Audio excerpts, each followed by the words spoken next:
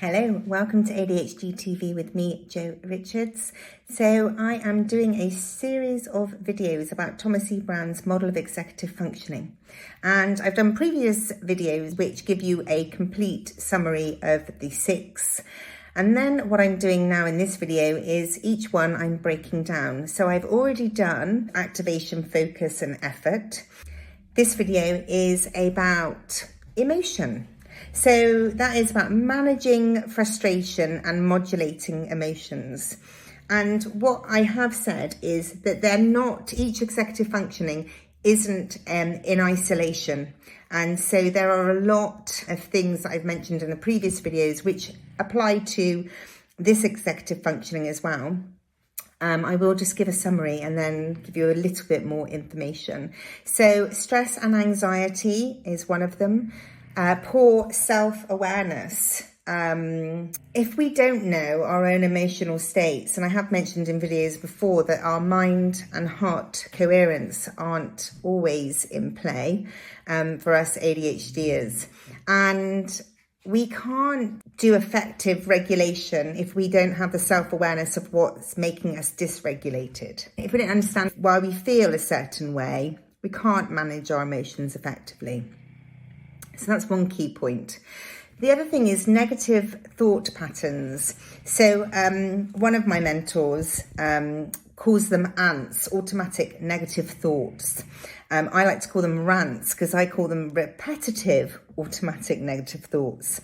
And these are really common for us ADHDers. And it's being able to see your thoughts, record your thoughts and understand that that is something that can be quite problematic for us. They're persistent.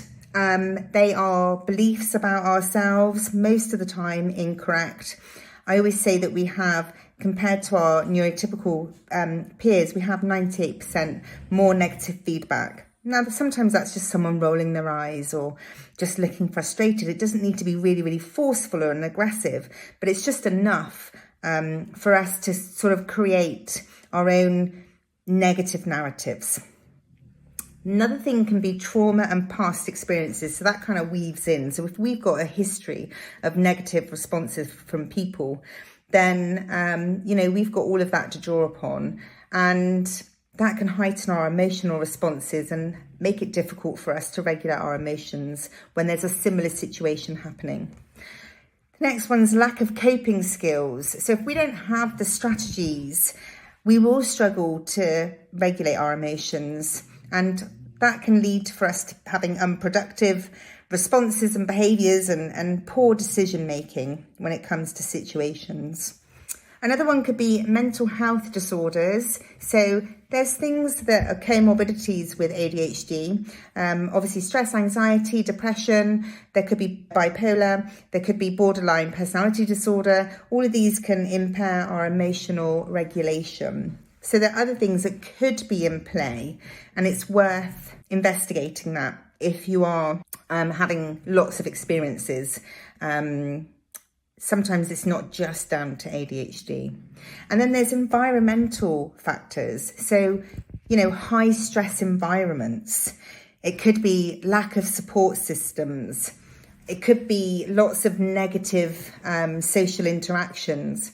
And these can all hinder us regulating our emotions. And then lastly, there's physical factors. So we've talked about this in other videos, poor sleep, poor hydration, inadequate nutrition, lack of exercise. All of these things really do affect our ability to emotionally regulate. And so some things that can help improve, I'll just whiz through a quick list that I've created. Mindfulness and meditation. These are great for slowing the ADHD brain down. And then also they can help us observe our emotions. There's CBT, cognitive behavioural techniques, and they can help us reframe our negative thoughts and develop healthier emotional responses. There's healthy lifestyle, so regular exercise, adequate sleep and balanced diet. These are all difficult things that involve structure and routine, words we don't really like, but so relevant for us. There's stress management, there's emotional awareness, There's social support. You know, once we know we've got ADHD, we can bring our trusted friends into the conversation. We've got the words and the vocab to be able to explain what our needs are and what we're struggling with. Professional help, you could have therapy or counselling, ADHD coaching. These are all great things that can really help. Setting boundaries, and that's another one.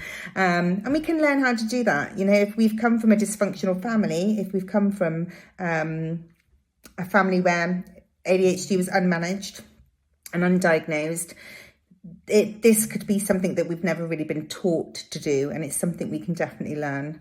Practicing gratitude. I always say you cannot be grateful and grumpy at the same time. So that's a really good tool to have in your kit.